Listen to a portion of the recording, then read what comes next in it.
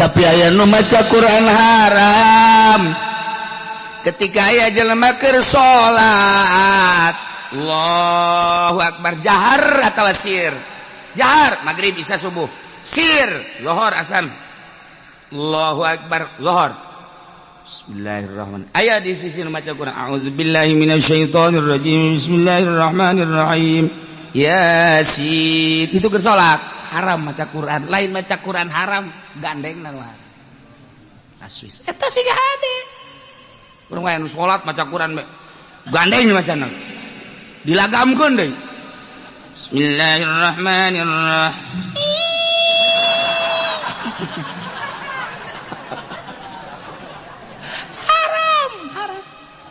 haram termasuk ngaganggu nu sare dina waktu sare bulan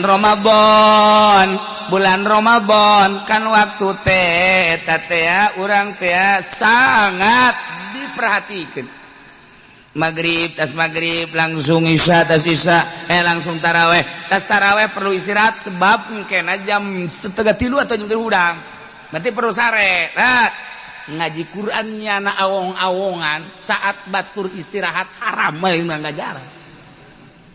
mengajar haram lantaran ngaganggu batu cak tatangga aduh tak budak bener kita darus atupan aing waduh ieu engke kudu hudang deui coba cak awewe mah bu aing mah nya salaki sok yang diladenan heula nya engke mas lebih berat awewe mah lebih berat. Masya Allah, ke jam 2 kudu hudang masak aja tak gandeng bae di masjid baca Quran haram eta kos itu teh Masya Allah ya waktu-waktu teu meunang Allahumma ya qadiyal hajat Allahumma ya qadiyal wa idza quri'al Qur'anu fastami'u lahu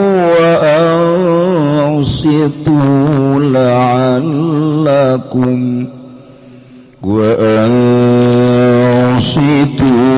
لعلكم ترحمون والله أعلم بمراده وإذا قرئ القرآن lan tatkala den baca Al-Qur'anu Qur'an fastami'u lahu maka ngarungwakeun sira kabeh lahu kana Qur'an atau kadua Qur'an wa ansitu bisa kena bisa kadua wa ansitu lan pada nengleng sira kabeh anil kalam ya ada saking rarasan la'allakum manawa sira kabeh turhamuna iku den ngolasi sira kabeh nuzilas dan turunkeun ya ayat fitarkil kalami fil khutbah ing dalam ninggal rarasan dalam khutbah wa ubiran halan dan ga ibarat apa anha saking khutbah bil Qur'ani kalawan Qur'an istimali alaih kena ngawangkune khutbah ingat sa Qur'an wa gilalan dan ucapakeun apa fi qiraatil Qur'an mutlaqat ing dalam maca Qur'an halan mutlaq واذكر ربك في نفسك تضرعا وخيفة ودون الجهر بالغدو والآصال ولا تكن من الغافلين Wallahu a'lamu bimuradi wazkur lanun eling sira Muhammad rabbaka ing pangeran sira pinafsika ing dalam ati sira sirra tegese ing dalam jeratu tabarruan ala dep tadalulan tegese dep wakifatan lan ale wadi khofal minu tegese wadi minhu saking arab wa fauqa siridunal jari lan dalam sadurunge landunal jari ada orang ana banter minal qauli saking ucapan ayakos dan tegese sedengan bainahuma dalam antarane sir dan jahar bil gudwi dalam isuk-isuk wal asalan pirang sore-sore aya awailin nahari wa awakhir tegese pirang-pirang awal awan dan pirang akhir awan pirang-pirang akhir nahar lan ajana sira kabeh minal ghafilin ikut tetep saking kang lali kabeh an zikrillah saking zikiring Allah. Innal ladzina 'inda rabbika la yastakbiruna 'an ibadatihi wa yusabbihunahu wa lahu yasjudun. Wallahu a'lamu bimaradi satuhune wong akeh kang tetep ing dalam sanding pangeran sira Muhammad al malaikat tegese pirang-pirang malaikat la yastakbiruna iqarana sarombong ya alladzina yatakabbaruna tegese sombong ya alladzina an ibadati saking ibadah ing Rabb atawa Allah wa yusabbihuna ulan pada ngabersihkeun ya alladzina hu ing Allah yunazzihuna wa ma la yaliku bi tegese ngabersihkeun ya alladzina ing Allah saking barang kang ora layak maka lawan Allah walahu yasjuduna lan kode Allah pada sarujud ya alladzina kabeh ya khusunahu bil qubi wal ibadah tegese nangtukeun ya alladzina ing Allah kalawan DPD pelan ibadah fakunu mithlahu maka ana siraka baiku mithum umpamane alladzina fakunu mithlahu maka ana siraka baiku umpamane alladzina.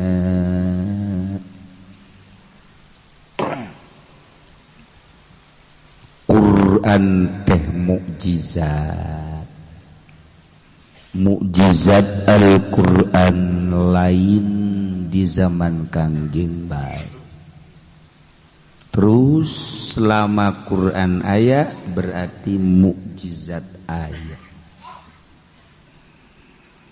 Ketika orang mendalami Al-Quran tina segi pembacaan makharijul huruf can karasa Quran. Ketika kurang diperdalam makna-maknana can karasa mukjizat Al-Quran can karasa.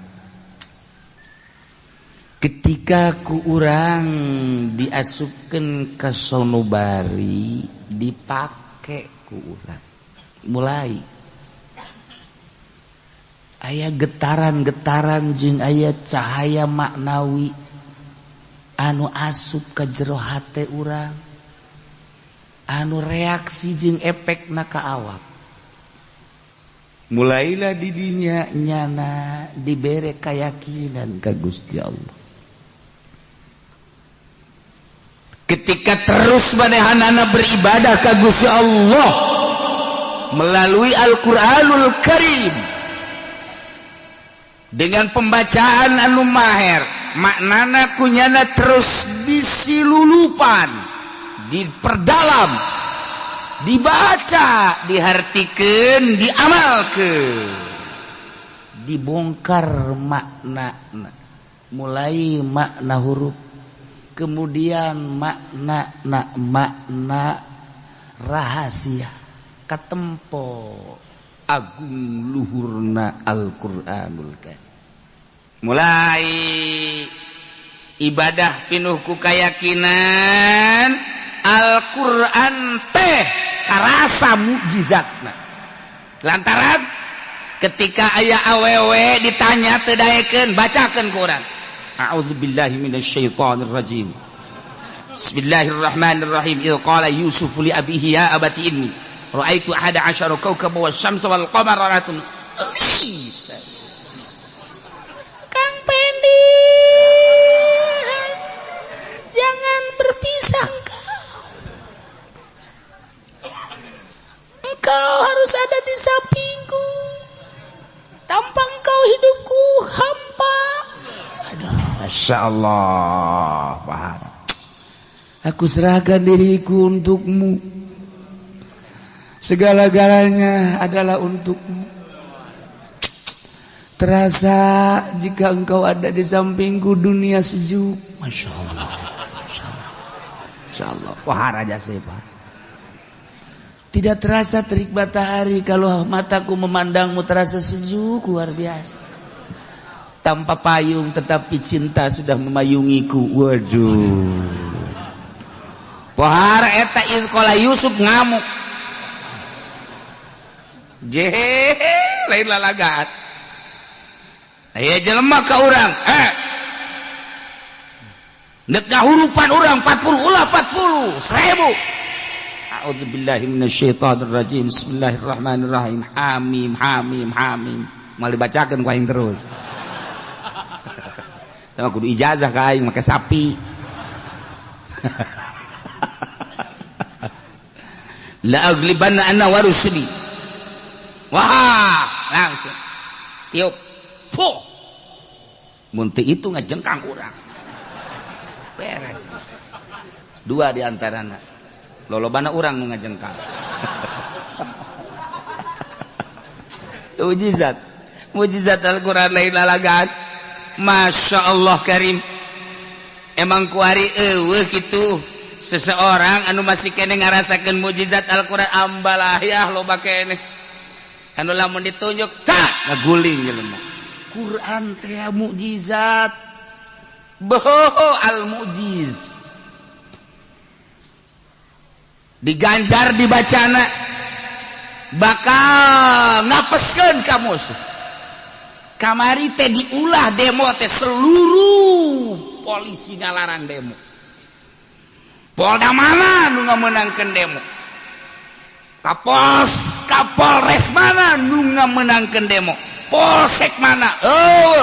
Aju jelema hudang sorangan, deuk kumaha atuh? Teu dibayar teu naon berangkat gue mau kabeh, lamun lain mujizat mal bisa. Di Ciamis lempang ka Jakarta lamun lain mujizat Al-Qur'an nempe modar nya. Ye, bagu bah gitu. Paeh. Jadi lempang ka Serang bage. Kitu wana tuh je Bang Wahab parang sana lamun lain ka sorot ku mujizat teu karasa. Ai eta nya boga himmah anu tinggi. Boga himmatul aliyah anu tinggi lempang di Ciamis. Eta di Padang. Di Padang teh lamun laut mah nya ge lempang ka dieu. Ngan kulantaran aya laut naik mobil. Mobil teu meunang kapal udara disewa ku nyana. Lamun lain gagahna mujizat banyak nyawa kapal atuh. Neuk nanaonan nyawa kapal. Breng ka Jakarta tak gagahna mujizat lamun hayang nyaho kos kitu. Gagahna mujizat teh kos kitu. Tanpa ditita-tita sanajan nyana ngomong, apa-apaan cek kau pada datang ke Jakarta ngapain cek jana ngapain? Ieu mah berangkat teh atuh ditira ku Quran berangkat. Maidah ngamuk. Masyaallah. Mantek cek singko di Jakarta itu si Aok apa-apaan bawa-bawa maidah maerot ke dibawa. Tolol deh singko. Dalam maerot, iya jangan bawa-bawa maidah kayak ceknya nanti. Ceknya nama jelema meureun maidah.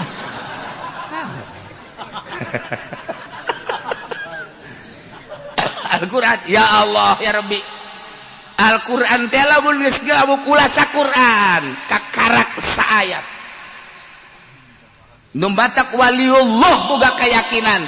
Urusan pae lain deui, urusan pae mah ajal.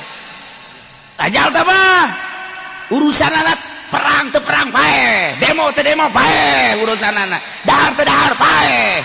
Soeharto moal beak 7 turunan modarnya. Ibu Tin pae. Atuh komo sia RT teu boga naon, modar jasa siapa? Parae. Parae gawe nu sugi ge pae, nu sugi pae. Artinya parae ulah diukur ku urusan berjuang perang ulah urusan anak urang teh neangan ridho Allah hudang kabeh mujizat hudang mujizat moal katahan kajen kumaha ieu can sakumaha mujizat Al-Qur'an masih kene ngendek di jero masih kene ngendek teu kudu dititahan nang saha urang lembur atuh demo nang saha ditahan jauh ditahan. Oh ditahan kan nanya dok mau pada kemana? Mau ke Jakarta ngapain? Demo ikut. Hei siapa yang mana udah tahu siapa? Pokoknya gua ikut sono. Siapa boga modal nggak usah tanya modal gua. Pokoknya gua ikut aja ke sono. Ntar lu kalau ditanya sama polisi ngapain ke sono? Enggak, polisinya gua gemlang dah. Eta langsaha ngomong gitu coba ayo. Urang lembur teu nyaho naon. Lamun polisi ngahalangan paeh di dinya polisi. Ulah disangka paehna ku eta budak ku mujizat modar sia polisi. Ye, mujizat lamun geus ngamuk, masyaallah gunung diangkat. Atuh pan cek Ki Fudal bin Iyad ditanya, "Bae Kiai, ari nu ngaran wali kumaha?" Nu ngaran wali mah lamun nyana nunjuk sesuai jeung tunjukna. Lamun cek nyana ngaler, cek nyana ngidung-ngidul eta wali. Oh, eta kos kitu. Kebeneran Ki Fudal bin Iyad ngageserkeun kopeahna ieu. Set, gunung miring gunung. Weh, cek nyana kota. Eta deung ngabuktikeun bahwa nyana wali. Itu gunung miring cek dikeun deui. Wah lempeng deui. Wali. Eta teh kudu hese-hese wali mah. Kulantaran nyana teh teu percaya ka wali kehebatan wali. Dibuktikeun ku Fudal bin Iyad. Nah, eta teh naon mukjizat Al-Qur'an aya di dirina. Mantak di zaman sahabat teu kahartipan Kangjeng geus eueuh, tapi ieu seperti aya bae. Sebab naon sakecap nyata Sidina Abu Bakar Siddiq, Sidina Umar, Sidina Utsman, Sidina Ali, mukjizat Al-Qur'an empel. Ku hari urang lamun bener-bener maca Quran, kemudian maknana dihartikeun, terus ditelusuri rahasia-rahasia bohong atuh ieu nu mantak jelema wali bisa hibar ka Mekah hayang ka Mekah set mukjizat Al-Qur'an. Yang lain mujizat atuh.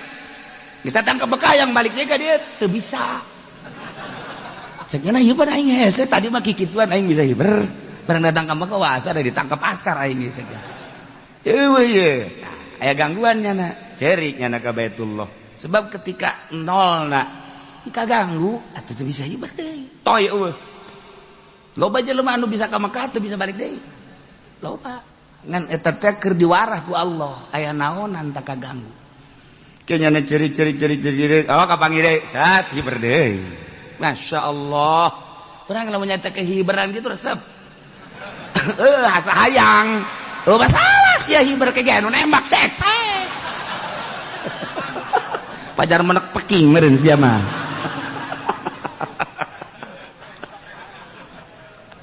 atuh lain hiberan cara manuk oh tuh Haji Pendi keur hiber tembak lain kitu masyaallah ieu mukjizat. Nah nu mantak hiji teu meunang dicekel ku nu junub, dua boga wudu teu boga wudu teu bisa nyekel Al-Qur'an, teu bisa nu head teu bisa. Ya Allah ya Rabbi aya larangan sama mukjizat. Nah ieu nu mantak di ayat turun ayat wa idza quri'al qur'anu fastami'u lahu wa ansitu la'allakum turhamun. Wallahu a'lamu bimuradi ayat ieu tadi turunkeun dina ngalarang ngomong, ngalarang ngobrol, ngalarang berbicara fil khutbah dina waktu khutbah. Lantaran harita orang Arab teh ketika khutbah teh ieu nyana ngobrol-ngobrolkeun urusan perdagangan, urusan kahirupan. Keur khutbah teh bisi, maka turunlah ayat wa idza quri'al qur'an fastami'u. Nu matak dibahasakeunana Al-Qur'an padahal mah khutbah lantaran di jero khutbah teh aya Qur'anan cek sakaol mah Quran secara mutlak kok. Aya deui jelema keur salat. Urang Arab di Madinah. Begitu keur salat ngarobrol. Nah eta ngalobrol teh ngaganggu kana salat. Maka dicarekan ku Gusti Allah turun ayat ieu wa idza quri'al Qur'an. Pan keur salat teh baca Quran. Baca Quran. Bismillahirrahmanirrahim. Alhamdulillahi rabbil alamin. Quran. Surat kadituna. Bismillahirrahmanirrahim. Qul a'udzu birabbin nas. Quran. Eta teu meunang anu ngomong. Mantak cek mazhab Hanafi mah, cek mazhab Hanafi teu kudu baca Fatihah acan makmum lamun imam kadenge Fatihah. Teu kudu. Berang salat maghrib kan kadenge Fatihahna. Allahu akbar imam. Bismillahirrahmanirrahim. Bismillah napi mah sekadar penyempurna. Alhamdulillahirabbil alamin arrahmanir rahim maliki yaumiddin. Makmum teu kudu baca Fatihah. Geus asal gadegekeun bae ta ieu. Wa idza quri'al Qur'an di mana dibaca Fatihah. Quran teh Fatihah dina salat. Pas tami ulah dengekeun wa situ ulah aya umang ngomong. Perhatikeun baik-baik. Salat jadi. Matabanap. Teu kudu baca Fatihah nya mah. Geus bae. Imam ruku bilu Allah. Mantak ulah kaget lamun di Mekah. Ulah nurutan nyana kayak urang nurutan nyana deui. Nya mah Allahu Akbar. Nya mah nileuk kaget tuneulekeun. Teu keur gadekeun imam nya teu maca nya mah. Teu masalah. Nya mah mazhab nyana. Ai urang mah la salata liman lam yaqra bil Quran cak Kangjeng Nabi. Teu sah salatna lamun teu baca Quran. Baca Quran teh anu baca Fatihah. Berarti urang mah nyekalan eta mazhab Syafi'i mah bacalah Fatihah. Geus lamun kaburu mun teu kaburu teu kudu. Urang datang ke masjid, imam keur majeuna maca surat. Pas maca suratna Nas. A'udzu birabbin nas malikin nas ilahin nas min syarril waswasil khannas. Urang datang ka dinya. Allahu Akbar. Alladzi yuwaswisu fi sudurin nasi minal jinnati wan nas. Kan langsung rukuk. Allahu Akbar. Urang teu kudu maca Fatihah. Allahu Akbar. Geus mantep, lu mantep kadatang ka di jalan terakhir wae.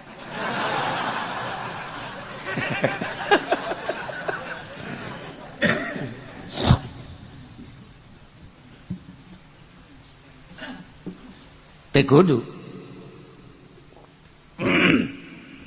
Tapi aya nu maca Quran haram ketika aya jelema keur salat. Allahu Akbar jahar atawa sir. Jahar magrib isya subuh. Sir lohor asan. Allahu Akbar lohor. Bismillahirrahmanirrahim. Aya di sisi nu maca Quran. A'udzubillahi minasyaitonir rajim. Bismillahirrahmanirrahim. Yasin. Itu keur salat. Haram maca Quran, lain maca Quran haram gandeng nanuan taswis eta sih gak ada urang aya nu salat maca Quran gandeng macana dilagamkeun deui. Bismillahirrahmanirrahim.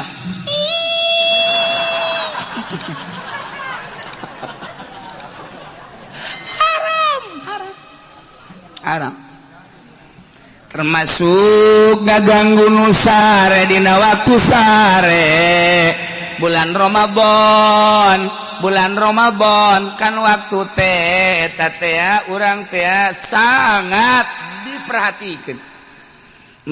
Tas maghrib langsung isya tas isya langsung taraweh. Tas taraweh perlu istirahat sebab mungkin jam 2:30 atau jam 3 udang. Berarti perlu sare. Ngaji Qur'annya na awong-awongan saat batur istirahat haram lain mengajar haram lantaran ngaganggu batu cak datang aduh teu budak bener ge tadarus adepan aing waduh ieu engke kudu hudang deui coba cak awewe mah bu aing mah nya salaki sok yang diladenan heula nya engke mas lebih berat awewe mah lebih berat. Masya Allah, ke jam 2 kudu udang masak. Aja tak gandeng bede di masjid baca Quran. Haram eta kos itu teh. Masya Allah ya waktu-waktu teu meunang. Naila wa idza quri'al Qur'anu fastami'u lah. Keur carita khutbah di mana-mana dibacakeun khutbah. Awas, dengekeun. Sehingga orang keur maca khutbah lamun teu ngadengekeun urang disiksa ku Gusti Allah. Teu bener kudu dengekeun pas tamiang ulah paan situ. Kudu perhatikeun bener-bener. Ulah-ulah ngobrol keur khutbah ieu, ulah-ulah ngobrol. Cak-cakan isyarah make ieu bae ta make jemari make curug. Arang. Dengekeun. Mata khutbah di dieu mah lain khutbah lugawi, khutbah na ieu mah khutbah syar'i. Geus lain ceramah. Ku hari khutbah dina Jumat teh di manaan ceramah, salah. eta mah khutbah syar'i kelengkapan salat Jumat 2 rakaat nu 2 rakaat zuhur teh dibagi 2 rakaat ku salat 2 rakaat teh khutbah badak khutbahna 2 lamun aya jelema maca khutbahna hiji teu sah Jumatna pohoan misalna alhamdulillahilladzi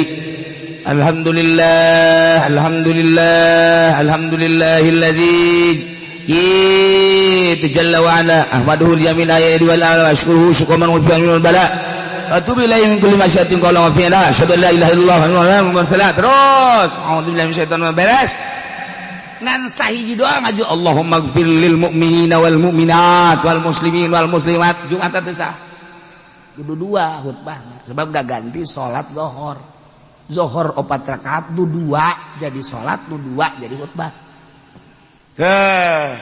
bisa anu hiji teh sah atau ngalantur jadi nak jadi khutbah lugawi ceramah bisa atau bisa tahu aja lain khutbah ceramah tahu khutbah syar'i perlengkapan salat Jumat iya dalilna wa idza quri'al Qur'an di mana dibacakan Al-Qur'an khutbah maknana pastami'ulah khutbah Jumat dengekeun wa amsitu nengleng cicing sebab ieu mah salat maknana khutbah eta maknana salat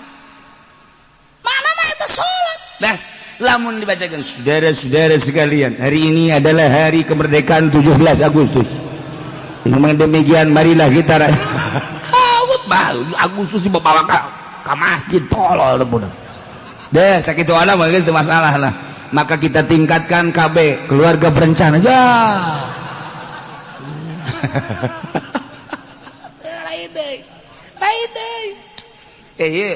khutbah wa idza quri'al Qur'an khutbah di mana dibacakan Quran ya pasti ulah wa ansitu atawa Quran secara mutlak di mana dibacakan Al-Qur'an dengekeun ulah loba omong lamun aya urang sunah kan neuk ngaji maca Quran heula sunah dina kitab Tambihul Mugdarin geus satu Tambihul Gopilin nu mantak urang manggil qori ieu teh deuk ceramah manggil qori hukumna sunah memeh pengajian maca Quran heula bacakeun Quran urang dengekeun nu patali jeung pengajian Atali jeung pengajian ieu teh deuk pengajianana muludan. Oh, berarti wa ma arsalnaka. Geus ledeg da wa ma arsalnaka. Wah, ieu Rajab subhanalladzi asra. Oh, ieu teh deuk pertikahan wa min ayatihi. Wos, eta sunah. Os kitu. Surang dengekeun ulah ngarobrol. Dengekeun, ieu teh kan mukjizat. Masya Allah lamun mujizat geus dibacakeun haji urang ngalantur berarti urang kahijab antara urang jeung mujizat ketika mujizat asup set ka diri urang ngadengekeun asupna ka mata nundutan berarti yang mujizat eta berat wa idza quri'al Qur'an di mana dibacakeun Al-Qur'an aya jelema maca Qur'an bastami'ulah maka dengekeun ku anjeun bacaan Al-Qur'an wa anusitu mane kudu serius nengleng cicing ulah loba omong anu engke balukarna la'allakum turhamun bakal menang rahmat ya Allah mujizat atuh kuari mah maca Quran teh kos kitu kori kurang bagus ma arsalnaka illa rahmatan turun banyak mustame kos kitu ieu Quran sakumaha naon aya kori kurang bagus turun namun bagus loh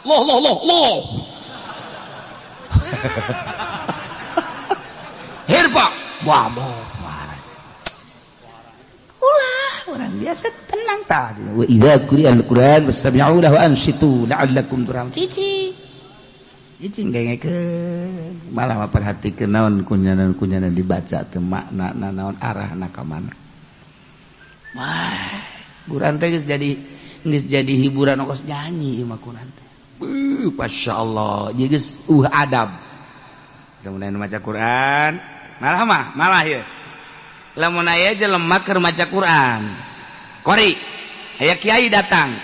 Urang haram tah nangtung ka kiai haram. Sebab naon ieu Quran keur dibacakeun mukjizat Pak. Ulah geus kiai-kiai antepkeun bae geus. Urang mun aya qori keur maca Quran, kemudian kiai datang, cuek we geus. Geus cuek we. Geus. Cukuran. Duk.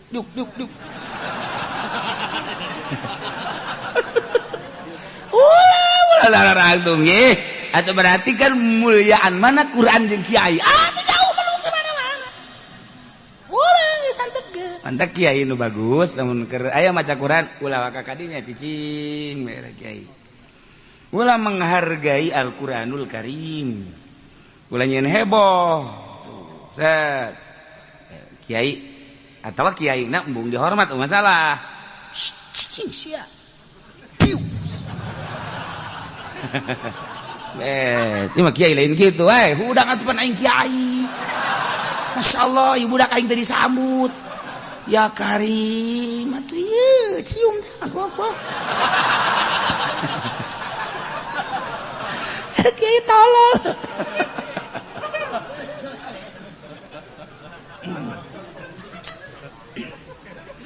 Wadhkur rabbaka fi nafsika tadarruan wa khifah. Wadhkur eling anjeun Muhammad rabbaka ingat anjeun ka pangeran anjeun fi nafsika tapi di jero hati anjeun bae sirat tadarruan wa khifah kana arah tadarru DPDP wa khifah jeung sieun ka Allah. Ieu dalil toriko zikir. Ieu zikir toriko ieu. Ieu dalilna. Wadhkur khusus sabab dah khusus ka Kangjeng Nabi tapi umum jang urang kabeha. Inget anjeun ka pangeran anjeun. Zikir nafsika di jero hate. Ieu kopi ngaran. Sirron motifna tadarruan DPDP ngarasa hina. Naraonan dibandingkeun jeung keagungan Allah. Wa khifatan jeung karena sieun ka Allah. Wa dunal jahri fauqa sir saluhureun sir jahar handapun jahar. Middle qaul tina ucapan ekos dan baira sedengan tarik ting ulah laun ting ulah mata ulah tarik ting ulah laun ting ulah mantak zikir aya macem-macem zikir teh macem-macem berbagai dalilna ieu keur carita zikir khopi. Zikir hobi mah jero kamu. Aya deui zikir jahar. Zikir jahar tergantung kumaha nu mawana. Dibawa di Baghdad ke Indonesia nu mawana. Di antarana salah satu dari para wali songo. Sunan Kalijaga. Nu aya di urang Yusuf. Nu aya deui di urang kitu Ahmad Khatib Sambas. Kalimantan, Banten Syekh Abdul Karim, Cirebon Syekh Hasbullah, terus gitu ke Madura. Nah iya aya jalur-jalur mata toriko naon ya Qadiriyah nu mawana pasti ngan sakadar tilu ka Indonesia. Qadiriyah wan Naksabandia mah jalurna ngan tilu kajeun kukumaha. Jalur Banten, jalur Cirebon, jalur Madura. Sakitu. Engke tidinya dikembangkan Banten kemana Cirebon kemana Madura kemana kanyahoan geus lamun aya anu nyekal thariqah qadiriyah wan Naksabandiyah di mana ya anu jalur mana kapanggih bakal tek oh kadinya Banten kemana maneh ya anu bisa ya anu oh kanyawan deg geus lamun cara pencak kajawan carana kos kitu kajen ku kumaha ge nah lamun dia Khalidiyah nu mawana pasti ka Indonesia pasti eta geus kajawan kurang jalur Khalidiyahna di mana ye Sumatera eta berarti kieu lamun ieu Satoriyah kajawan nu mawana eta geus ngembang lah kurang Jawa Timur Jawa Tengah Jawa Barat mun di urang teh mah bakal kanyawan jalur mana nu teu kanyawan mantak aya bae mutamar thariqah supaya mutabaroh jalur-jalur kanyawan ketika aya jelema ieu rekat teh naon thariqah wan Naksabandiyah kok kieu ieu lain deui ieu mah ieu lain deui pembawaan thariqahna di mana ya selidik urang pasti putus guru wajen kuku mah ge putus guru kajen kuku mah lain kitu urang dek Naksabandi bae Bahauddin Naksabandi Uzbekistan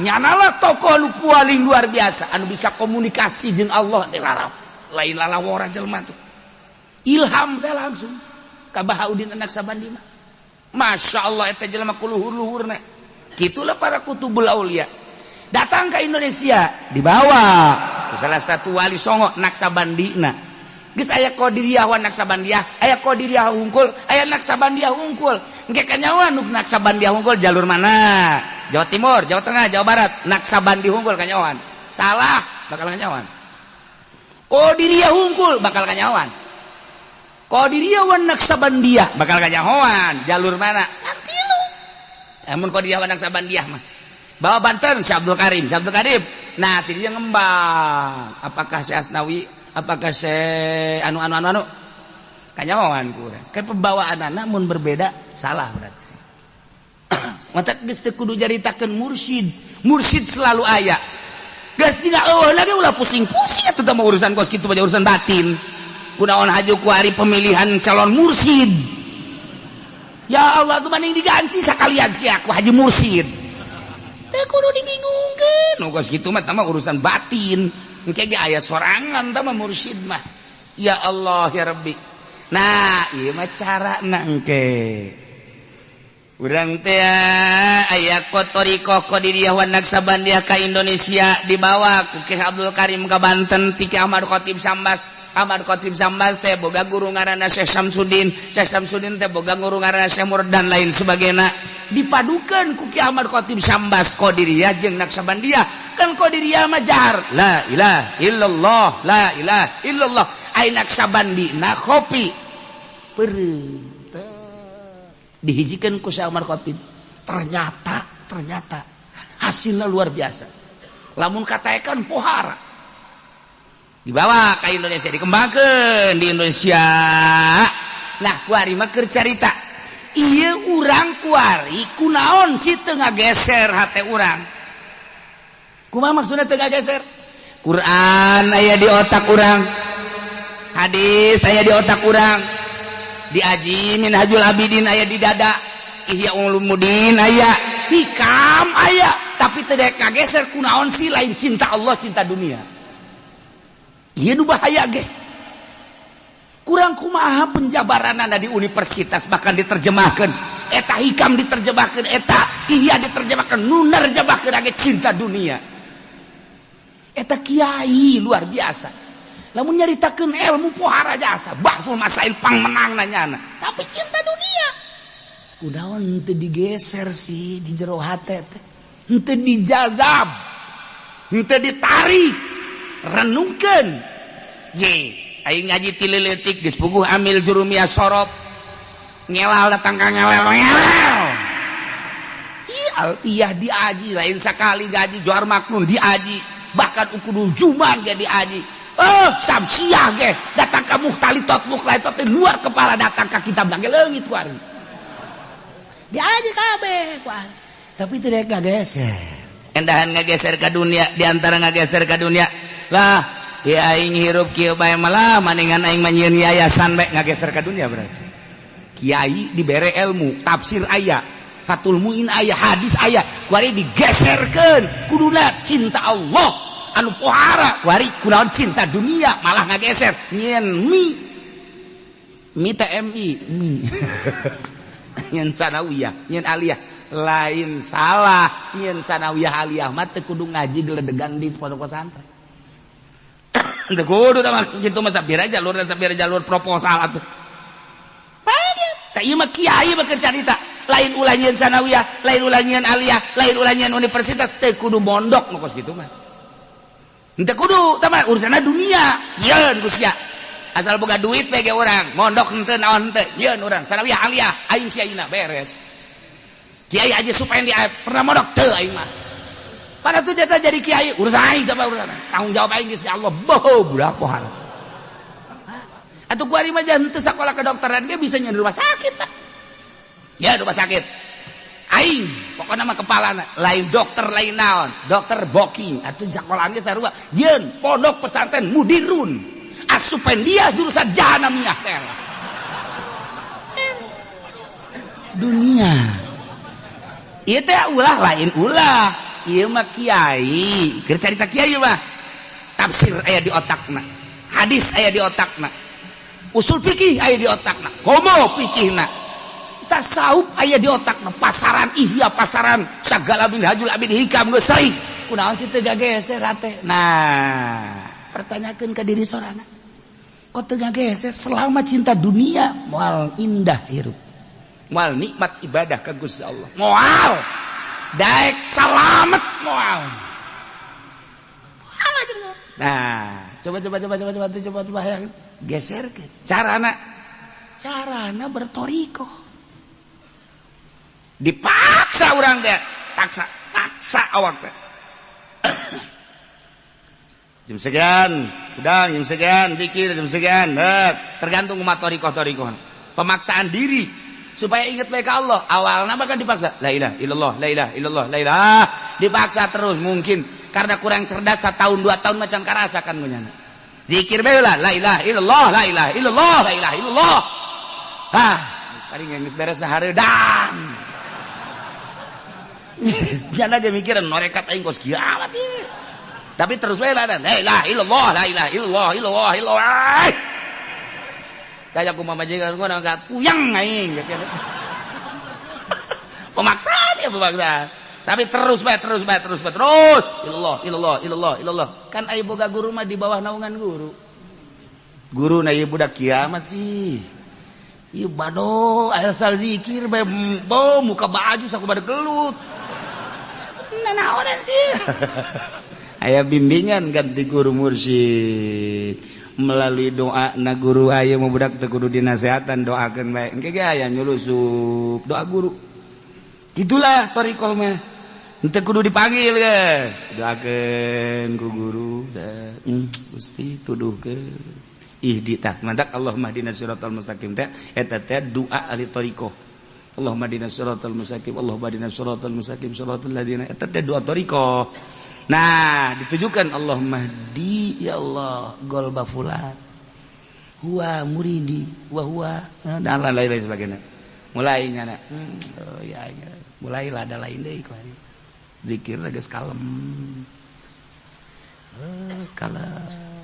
Bahkan lamun ti jam 1 teh datang ka subuh diuk bae. Iya balik ngacai.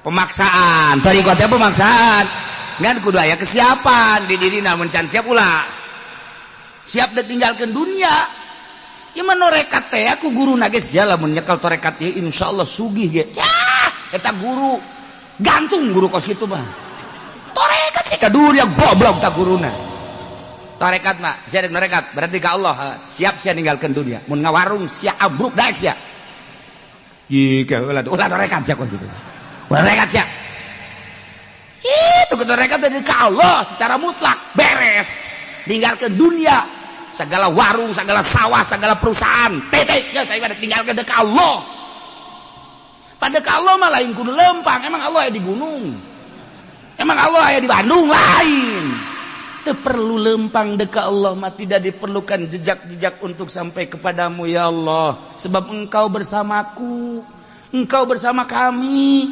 Innallaha ma'ana, ente perlu berangkat di dieu Allah aya, di masjid Allah aya, dek di mana bae Allah, lain kudu ka gunung, lain kudu ka leuweung, lain kudu ka mah, teu kudu Allah, hanya perasaan nu can datang ka urang.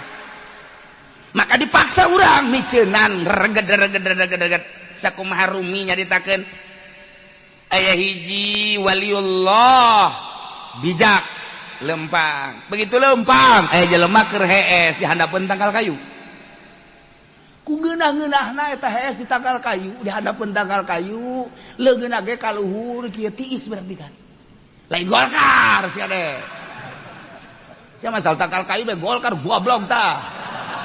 Kiai Golkar ya gara-gara nama ya yang mau greget bae ka Kiai Golkar tak nyasarkeun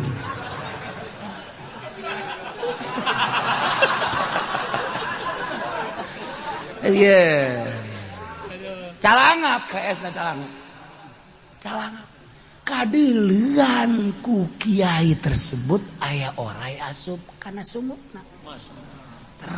Ya Allah, caki diudangkeun ku nya diudangkeun ge galak, udang sia, udang.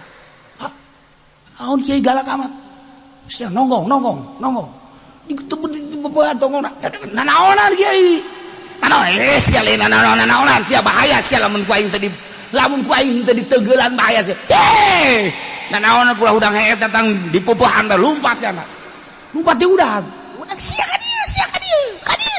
Sia nek lawan ieu kiai kadi geus sia cilaka sia wae dipopohan ieu na beubeuteng kana haona cek ieu lupat deui malah mau apa mongol kiai sia kadi sia koe dipopohan sia koe kiai nanaonan ieu nah datanglah ka kitu leuweung ka kebon kiai gegeuraan mah nyokot daun bangsa hihitutan daun papaitan atau di kieu dahar ku sia cak jalan nanaonan di kiai nanaonan dahar cak aing dahar ayo didaekeun dipaksa dikieukeun ku kiai baksakeun dahar gayem cak nya nanaonan si kiai kula keur ngeunah hees ieu datang di gebugan bae di udag-udag aduh cenah kiai tolol cenah ieu goblok ieu kiai cenah aya kajian aing mah digoblok-goblok ge cek cenah teh nu penting dahar tah sia aya dahar gayam leleg tereuy gas nah malah dikieu-kieu deui ku kiai bluk geus satu cek cenah jeri awak ieu geus jeri terus make kayu gadong-dong bluk nah naon cenah kiai ayo geura ter inum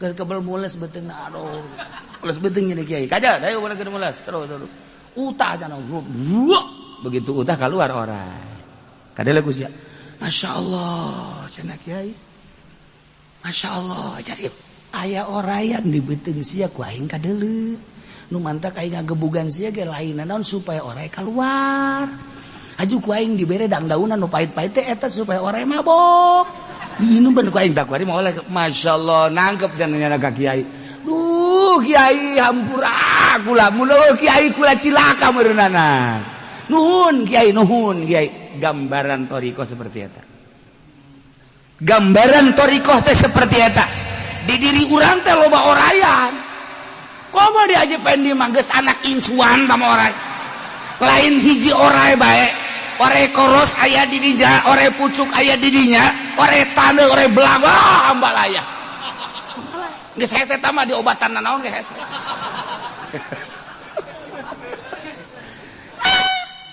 Gambaran penyakit hubud dunia, hubur riasa, hubul jah eta adalah orai-orai anu kudu dikaluarkeun teu sambarangan ngaluarkeun anak sakumaha tadi dek kaluarkeun orai hiji bae ge make kudu dibueuh ditenggelan sagala dibere tekara kaluar ieu sarua murid thariqah teh ku guruna kudu siap teu paham nyana teh di tita anu teu paham nyana teh dihinakeun teu pahamnya na titak kitu kudu paham ke ujungna bakal karasa ka hati ojah hayang paham we sareat tamaran ke lamun geus da kieu gitu di guru torikoh mah kos kitu kudu nyanggakeun sadaya-daya ka guru teh ditampilingan ku guru dilieu ku guru titanu ku guru sakumaha tadi lantaran di jerona aya orayan deuk dikaluarkeun orayna ieu oray teh ulah ngendak di jero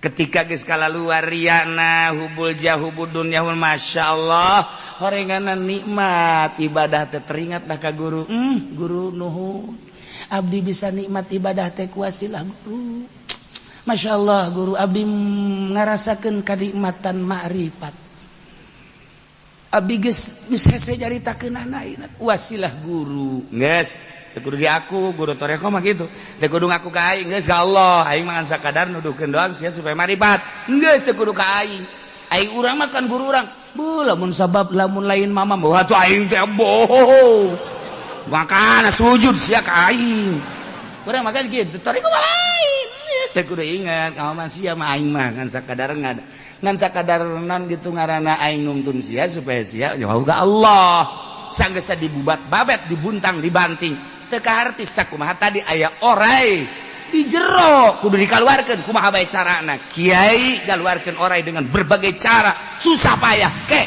cak kiai geus kaluar orayna mah nyare nganuhunkeun bener bae kitulah di urang aya ria kumaha carana aya ujub kumaha carana aya hubud dunya kumaha aya hubur riasah kumaha lamun eueuh guru endeu kumaha panyakit-panyakit nu aya di diri urang ngaluarkeun hese sebab kumaha sebab urang mah ya ikhlas bisa ngomongna doang praktekna mah hese.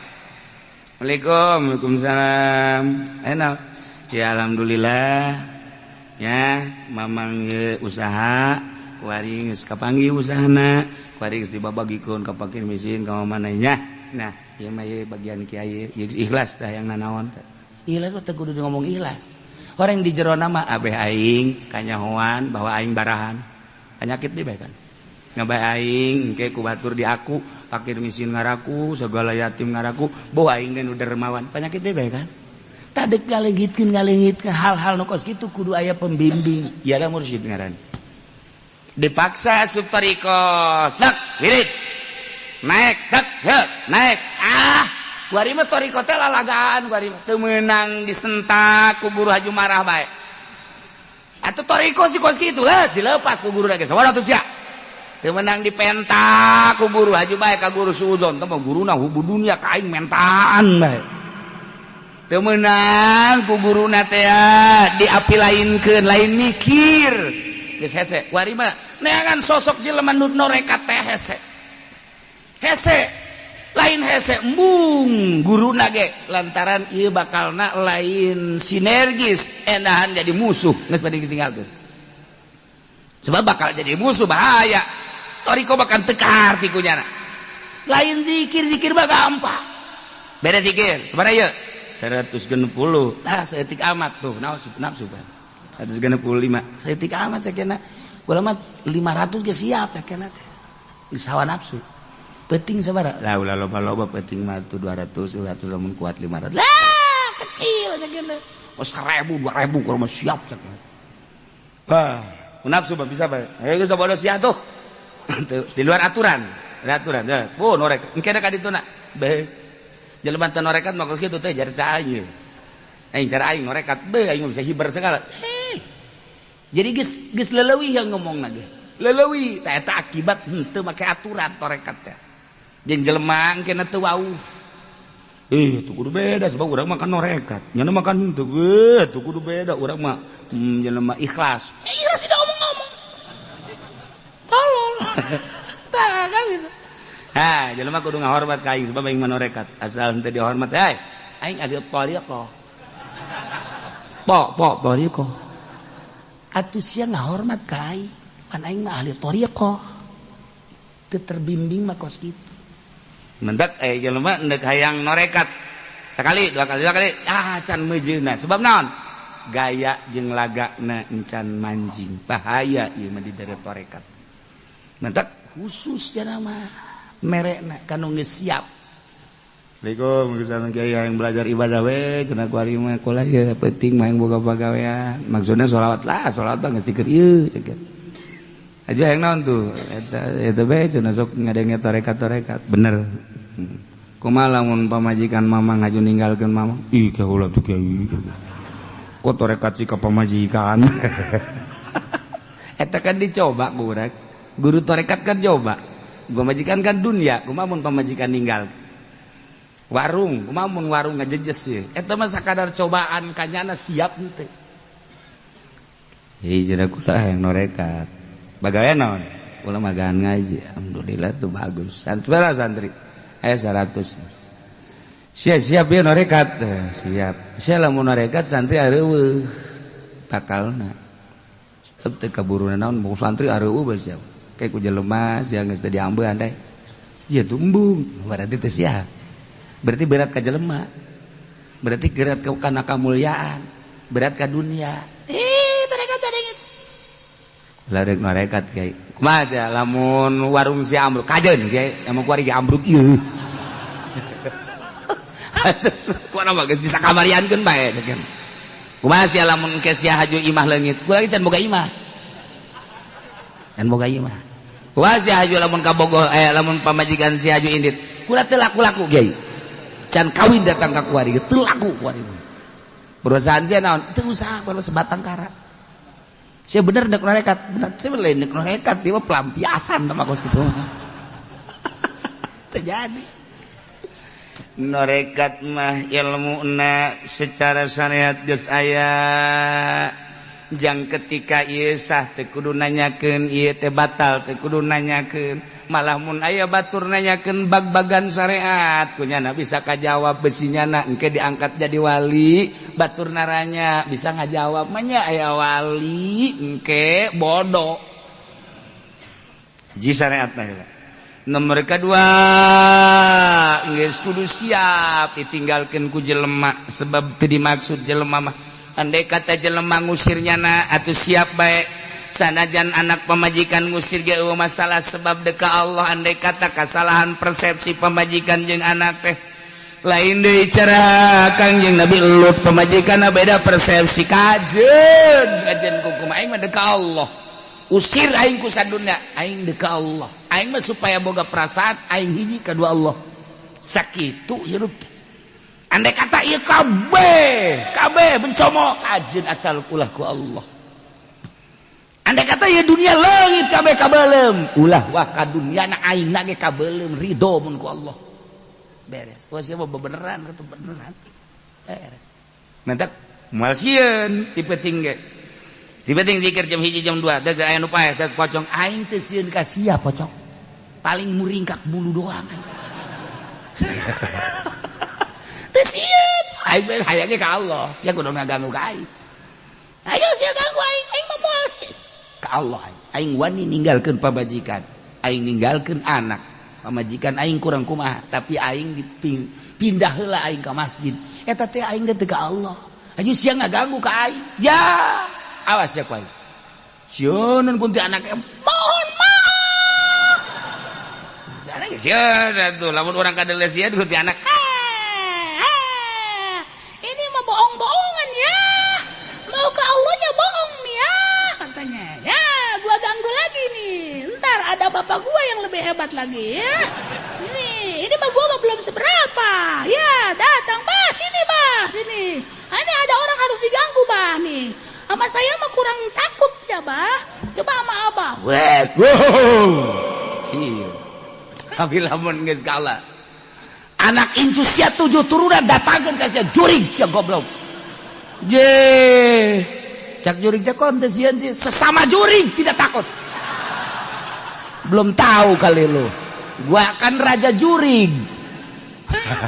Terima kasih ya terima kasih ya hiji Allah karak wanian nyana ka gunung sorangan di luhur gunung eueuh kasihan sebab deka Allah wanian nyana ka leuweung di leuweung sorangan teh sieun sebab deka Allah lamun geus hiji doang Allah karak orai datang hareup salam assalamualaikum ya wali Allah leos. Kedatang monyet, assalamualaikum ya wali Allah. Datang gajah, tulalena kayak gitu. Assalamualaikum ya wali Allah. Datang mau, assalamualaikum ya. Geus kabeh ngaku kabeh. Tatangkalan teh harirup. Maraca salam. Assalamualaikum ya wali Allah. Assalamualaikum ya wali Allah. Tah, geus. Dibere dedengian ku Gusti Allah lain dedengian ieu. Dibere dedelean nu lain dedelean ieu. Mala ainun ra'at wala udhunun samiat. Masyaallah di dunia keneh geus dibere model kos gitu. Geus dibere ku Gusti Allah. Kumaha hayang kun fayakun Allah dibikeun kanyan hayang naon. Sebab anjeun geus bebeakan ibadah kai. Kos kitulah carita waliullah. Sakadar wali aya wali di urang nu geus jelas kembangkeun ilmu-ilmu kewalian adalah para wali so. Di samping eta loba keneh terus datang ka kuari ilmu kewalian teh masih keneh aya. Nah iyalah eling anjeun Muhammad sok geura inget-inget pangeran anjeun tapi di jero hati anjeun bae motifna tadarwa wagi papaksa. Urang makan sapopoe teh inget teh lain ka Allah, inget teh ka dunia malulu, inget ka perusahaan, urang mah inget ka sawah, inget ka kabogoh urang nu aya di Karawang teh. Eta bae inget. Ieu mah geserkeun inget ka Allah hiji. Allah. Dengan cara anu spesifik ti guru. Sebab awak urang mah ieu awak zahir ngan pae dikubur. Ternyata horenganan aya batin, di jero batin teh aya lelembutan aya lelembutan teh dibagi-bagi ku ahli thariqah Naqsabandi mangan aya 5, Naqsabandi wa Qadiriyah mah aya 7, tergantung kumaha nu ngabagina. Berbagai latifah jeung sia-sina diurus kunya dari pemaksaan pengurusan dengan keinginan anu kuat ninggalkeun trek dengan makom anu geus disadiakeun dina aturan-aturanana mulai makom ieu naik blak aya di dinya. Oh jadi di tuh iyalah geus satu zikir lagi khifa wa fauqa siridunal jari di dinya ge dititana teh wazkur rabbaka fi nafsika di jero hate bae nu mantak khairu zikri ma khafi ang bagus teh zikir anu samar di jero hate nu nyaho malaikat ge teh nyaho hanya Allah nu nyahona ngan nyahona seungit malaikat teh ari zikir mah teh nyaho sebab malaikat mah nu zahir langkah-langkah urang tapi sengit malaikat yang bener sengit amat sengit barang ngambuan ka dieu bau sengit ambeul kok balik ieu zikir. Nah mimiti zikir jahar la ilaha illallah la ilaha illallah la ilaha illallah bari zikir kopi Allah sesuai jeung detak jantung urang disesuaikan jeung perintah guru. Allah kamana arah Allah.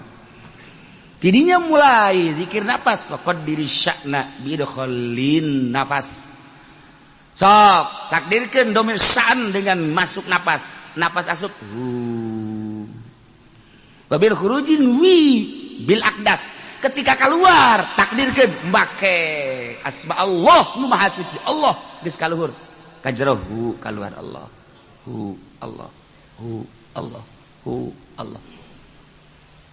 mantap mimitina lama buda bihaqin kedua lamak sudah bihaqin tilu lamat luba bihaqin opat dan lain-lain sebagainya teu meunang urang kuaring natur sorangan aya waktu-waktu mulai kidinya geus lain deui perasaan dirina geus lain deui salat geus lain deui sangkilang babarengan jeung jelema tapi lain deui zahir mah zahir batin mah batin bae geus aya di alam nu eta. Iyalah dalil zikir khafi nurutkeun cek di dieu mah teu meunang gandeng-gandeng zikir teh paling sedengan kosdan sedengan La ilaha illallah, la ilaha illallah, la ilaha illallah. Teu meunang gandeng. Nah, aya na gandeng engke di zikir jahar. Dalilna lain deui. Maka diatur ku ahli thariqah ti mimiti zikir jahar datang ka zikir khafi, dakar ka qadiriyah wa naksabar dan berbagai-bagai zikir sarua dek usul ilallah hayang menyerupai malaikat. Mantak cak di dieuna bil ghuduwi wal asal wala takum minal ghafilin. Ulah rek paraho maneh ka Allah tina zikir ka Allah sapak sakit. Sebab aya hamba-hamba Allah nu teureun ngabersihkeun ka zat Allah ialah malaikat. Urang gedek nyarupaan kana malaikat melalui thariqah. Gaduh putra diantarana ialah Qabil sareng Habil. Kangjeng Nabi Adam seluruhna gaduh putrana adalah tis'atun wa salasuna 39. Boga anakna 39 Kangjeng Nabi Adam. Dunia sakil gana diesian ku 39. Sedengkeun ablag-ablagan sepi meureun dunia eta. Kakarak Kangjeng Nabi Adam, Siti Hawa haju anaka ngan ari Qabil mah Qabil eta cak sariwayat mah lahirna di sorga, ari Habil mah lahirna di dunia di dia di bumi. Cak sariwayat Qabil mah Qabil eta kelahiran sorganya nama tah. Qabil, ari Habil mah kelahiran bumi. Supaya rada cepet Gusti Allah teh ngalobakeun makhluk, maka ngalahirna ieu Siti Hawa sakali lahir sajodo dua-dua. Lalaki awewe, lalaki awewe, lalaki awe kitu bae tah. Sajodo. Tah kabeneran. Qabil mah ngajodona ieu jeung hiji awewe nu ngaran Iqlima gelis. Ai Habil sajodona jeung Labuda rada kurang gelis. Modal berbes lah gitu. Rada kurang gelis. Sedangkan instruksi ti Gusti Allah kawin teh silang. Disilang kawina lamun tadi Qabil ngadulurna ieu adalah jeung Iklimah, tah si Iklimah anak kudu kawina jeung Habil. Habil anu tadi kaluarna ngajodona teh jeung Labuda, tah Labuda kawina teh jeung Qabil. Jadi disilang-silang. Anu pertama lalaki awewe, nu kadua lalaki awewe. Tah lalaki nu kadua kawin ka awewe nu pertama. Lalaki nu pertama kawin ka awewe nu kadua. Kitu bae tah silang ulah dikawin kuno babarengan jeung ngalahirna harita. Jadi teu meunang bareng jeung kembaranana. Eta lah hukum di zaman Kangjeng Nabi Adam alaihis. Kawin dipersilakeun geus aya instruksi kawin, cuman instruksi hukumna kudu disilang teu meunang jeung kembaranana. Eta hukum mulai tadi dijata. Lantaran begitu diinstruksikan kawin. Umur kakarak 20 tahunan kabeh ge. Instruksi ti Gusti Allah kawin seperti eta, sak ti Qabil kakakna ngeunah bae sia Habil dikawinkeun ka kembaran aing geulis ka mapan ayeuna si bae. Kawin ka kembaran sia ieu. Dideuleu atuh kulit. Ya berebes lah. Cak urang berebes, emang ulu geulis gitu di berebes. Tah eta kos kitu tah. Jadi kurang naon gitu amperna kurang naik Qabil. Jol we iblis datang ka jero hatena mulai ta iblis. Iblis ge pan diusir di sorga leuwih ti heula pan iblis. Wah ini cak iblis makanan gua. Asup ka jero hatena. Bil. siapa pan kelahiran sorga sarua jeung aing mulia urang atuh Habil onam kelahiran bumi India urang mah lain deui mulia tuh nu mulia ulah sok kawin ka nu jore penghinaan mungkin nu timbul tetep mulia mah kudu ka nu geulis bae mun kawin ka nu jore mana teuing engke jelema jeung ka dituna anak incu oh kobil mah kawinna ka nu jore tah eta kan isin tah bil cak jurig ya pugu cak jangan teh pugu embung ieu ge eta mah abah ngomong cenah hukum ti Allah eta bohong sebenarnya mah eta bohong eta eueuh ti dituna eta mah kabisa abah bae abah teh deudeuheun ka Ki Habil ka adi sia nu mentek dikawinkeun kudu ka kembaran sia nu geulis ai sia nu kakakna nu kelahiran di ditu kudu kawin ka adina Habil eta teh lain ti Gusti Allah kajen kukumaha ge bibisaanan bapa sia Adam ngaranna instruksi ka ditu demo apa ka ditu kamari kan demo ka Jakarta demo pugu ieu ge cak Kobil teh aing tetep bae embung kajen kukumaha ge embung bae beja ka abahna bah naon Kobil ubah abah bae iya nu bener ya utar atur nikah ya kayak gitu instruksi itu Gusti Allah asal teu adil kos kieu ye manya ai kula dikawinkeun ka nu kurang geulis ari Habil dikawinkeun ka nu geulis tah ieu teh akur kos kieu teh lain ti Gusti Allah kajen kukumaha ge kadengen ku Habil cek Habil teh Kobil ulah kitu aing mah jaan dek kata aing titah kawin ka nu jore aing mah daek bae namun bener ieu instruksi ti Gusti Allah aing mah geus kumaha Allah bae lantaran dia moal kembali hidup di dunia engke ge urang bakal baliknya ka Allah dalah sia ngomong sangeunahna bae geus bae we ieu mah bohong ieu lain ti Allah ya kajen kumaha lain ti Allah ieu mah kajen ti abah ieu mah emang abah bangka warah ya mulai tah eta lamun sok nyarekan abah teh eta mimitina tah tidinya tah di Cikubaya duaan dan sok nyarekan abah tah iya Masya Allah mulai tidinya cak Kangjeng Nabi Adam ita amarallahu Allah marintah ayyuzawija Qabila labuda ukhtabil wa yuzawija Habil yaqlima tak eta teh instruksi ti Gusti Allah cak Kangjeng Nabi Adam anjeun Qabil kudu kawin kala budak dulur Habil kudu kawin ka dulur itu Qabil ngaran Iklim instruksi Allah teh bisa cak Qabil kajian kukumaha kula mah embung kajian kukumaha tetep kula mah sakali embung sebab ieu kula mah teu percaya bahwa ieu teh hukum ti Gusti Allah teu percaya mulai kakarak aya sakituan ge hukum Allah geus ditentang cek urang mah tuh kakarak tarurun ti sorga pan teh saeutikan keneh jelema teh atuh matak naon narurut ka Kangjeng Nabi Adam henteu tanggeus mulai henteu nurut ya Allah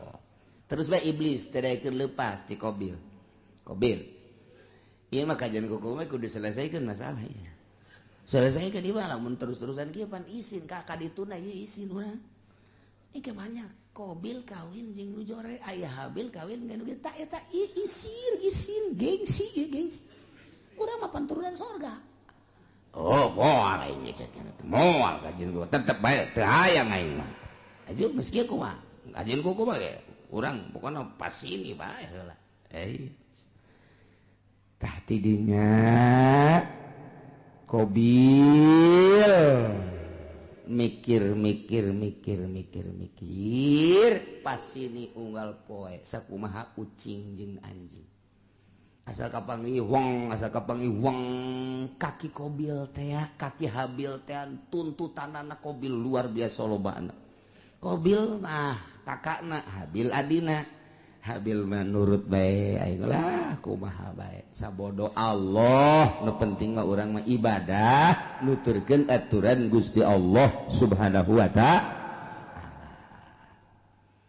lantaran terus-terusan memuncak permasalahan teh tah kuari mah diinstruksikeun kieu ayeuna mah kieu bae atuh nyieun korban lamun memang bener-bener ieu teh kitu menang ti Gusti Allah maka engke aya tandana mun maneh teu percaya bahwa ieu teh instruksi ti Gusti Allah sok nyieun dumades maneh ka Gusti Allah taqarrub ka Gusti Allah sapopoe maneh mah ieu qabil cak Kangjeng Nabi Adam teh kunaon teu inget ka nu nyieunna ieu tuturkeun Gusti Allah ibadah ka Gusti Allah moal kebal hirup di dunia tuh deuleu qabil tuh habil mah nurut jasa adina kabeneran nurut kakana kurang nurut datang ka kuari teh kakak sok rada kurang nurut teh heran orang-orang ati dituda eta ya Allah eta kos kitu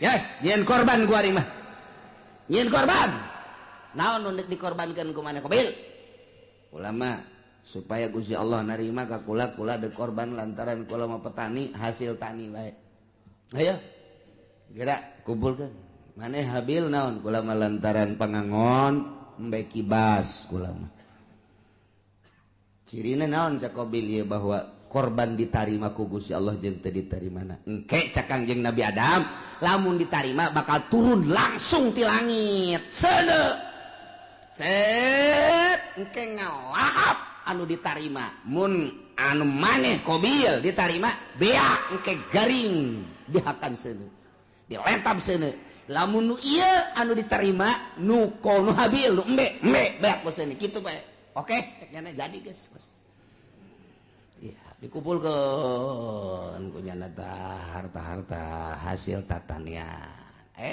du dikumpulkeunana hasil tani mun pare nu pangjorena nu dikorbankeun teh lamun gandrung anu geus pangjorena korma nu pangjorena dihiji-hijikeun bangsa anu bakukulna eta dikorbankeun ari nu bararagusna mah ieu dipake ka hook kunyana jang ditumpuk-tumpuk harta jore ari ako habil mah begitu dikorban teh wow neangan umbe nu puang gedena jeung nu puang bagusna dipandian kunyana ieu nu jang Gusti Allah mah ieu korban ka Gusti Allah entakan nu puang gedena puang bagusna puang lintuhna jadi beda karakterna ai qabil mah kos urang Cikupa nu pangjorena bae ai habil mah kos urang Cilongok nu pang bagusna bae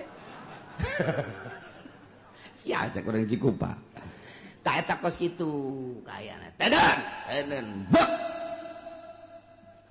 teu kebal langsung turun seuneu tet neong itu turun seuneu cak qabil pasti nu aing nu dilentab ka jeung ku komaha ge pasti nu aing mun aing nu dilentab berarti aing kawin jeung nu gelis mun aing teu dilentab berarti ieu teu beres urusan ieu turun seuneu ka dieu ka ditu aing nu dilentab embe plek ceret bawa ka luhur teh aya tinggal ieu bae tah korban qabil hasil tatangin hasil tani nu jarore teh teu dilentab ku seuneu tuh cak Kangjeng Nabi Adam nu ditarima nu mana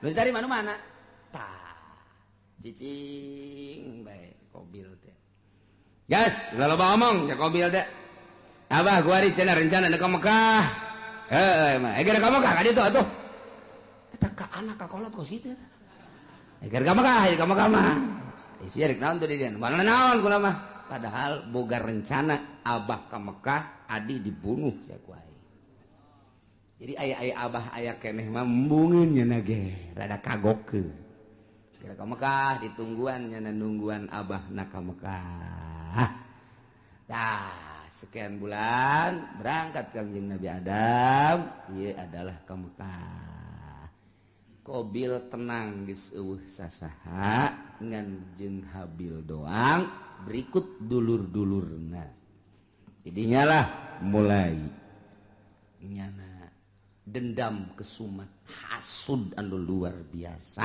di jero hatena hayang ngabunuh Habil iyalah cerita eta dicaritakeun ku Gusti Allah dibejakeun ka Kangjeng Nabi urang Kangjeng Nabi Muhammad sallallahu alaihi wasallam naon ieu nu matak dibejakeun tah kamari Yahudi kamari musyrikin munafik teu percaya ka Kangjeng Nabi ulah kaget Muhammad munafik teu iman ka anjeun musyrikin nah musuhan ka anjeun kafirin ngamusuhan ka anjeun cikene nu kamari dicaritakeun teh ngamusuhan ka anjeun horenganan baheula ge takarak ge turun ti sorga ka dunya ieu anak incu Kangjeng Nabi Adam anakna sorangan Qabil geus boleh teu percaya ka Kangjeng Nabi Adam geus teu iman ka Gusti Allah malah ngabunuh adina nu ngaran Habil dicaritakeun ka Kangjeng Nabi abeh Kangjeng Nabi ieu tenang tentrem adem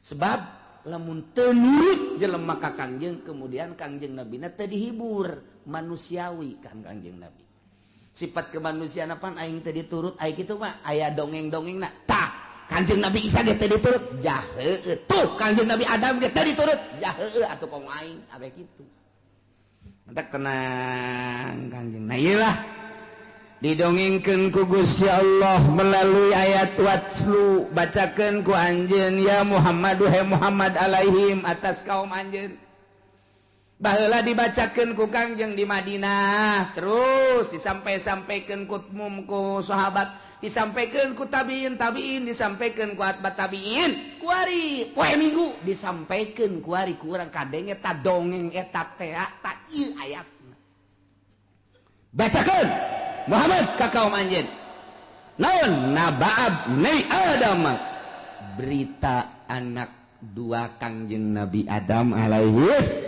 nu ngaran Habil jeung Qabil caritakeun bil haqi kalawan sabener-benerna il qurba qurbanan waktu Qabil jeung Habil ieu diperintah dumadeheus ka Gusti Allah nyin kadeus nyin kadeheus nyin takrub melalui kurban ilallahi ka Gusti Allah nu dilaksanakeun ku Habil makibas Qabil mah hasil tani yakni zar'u patukubila min ahadihima ditarima na ti salah sahijina hungkul nyaeta nu ditarima nu Habil ari nu Qabil mah teu ditarima walam yutaqabbal minal akhar kasimpulanana korban Habil mah diterima cirina dilahap seuneu Qabil mah teu ditarima cirina aya bae di dinya teu robah-robah ti dinya lah mulai Qabil bendu ka Habil nyimpen di jero hatena hasud anu luar biasa nungguan Kangjeng Nabi Adam munggah haji teu Kangjeng Nabi Adam munggah haji ngaharep Qabil ka Habil abah geus eueuh emak geus eueuh tinggal nyana bae Habil aya naon ka dieu aya naon cak Qabil la aqqa tulan bang aing bakal ngabunuh sia bunuh sia ku aing cak Habil qala 5 kok main bunuh-bunuh bae emang aya naon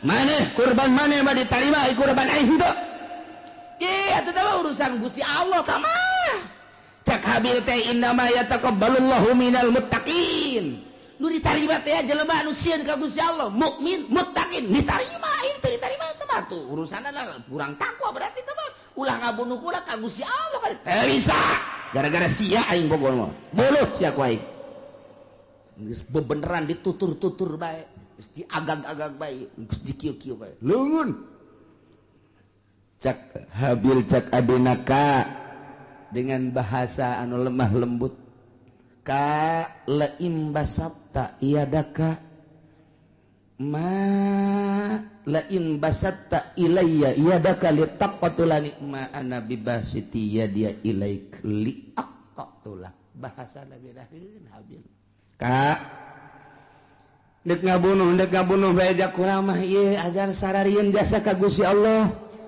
lain basata yakin pasti nyata lamun kakak ngagerakeun leungeun kakak manjangkeun leungeun kakak ngulurkeun leungeun kakak dek nampiling ka kula kakak dek nyabok ka kula kakak dek kabunuh ka kula ma ana bibasiti ya dia ilaik kuring mah moal kudu males uluran tangan Kula mualnya boka kakak, kula mual ngabunuh di setik terbersit di jero hati hayang ngabunuh. Setik hayang males, kakak ngabunuh, kula mah cicing bae. Kakak pilih, kula mah cicing bae. Kakak dek jawab, kula mah cicing bae. Pokokna mah kula mual ngabunuh sama sekali. Silakan kumaha kakak bae. Lantaran ini akhafullah rabbal alamin. Sieun jasa ka Allah. Eta habil mah bahasana anu luar biasa. Inni uridu an tabu'a bi ismi wa ismik fatakuna min ashabin nar. Cak habil teh asanyana kaula teh ieu adalah sieun jasa ka Gusti Allah lamun sampekeun ka kakak ngabunuh ka kula atuh meureunanan seakan sing kuring teh kula teh ieu berharap kakak teh ke bakal balik ke akhirat teh mawa dosa kula jeung dosa kakak sorangan memeh ngabunuh kula ge kakak geus loba jasa dosana ditambah jeung dosa ngabunuh ka kula duanana dibawa ku kakak engke kakak di akhirat fatakuna min ashabin nar atuh engke bakal jadi ahli neraka.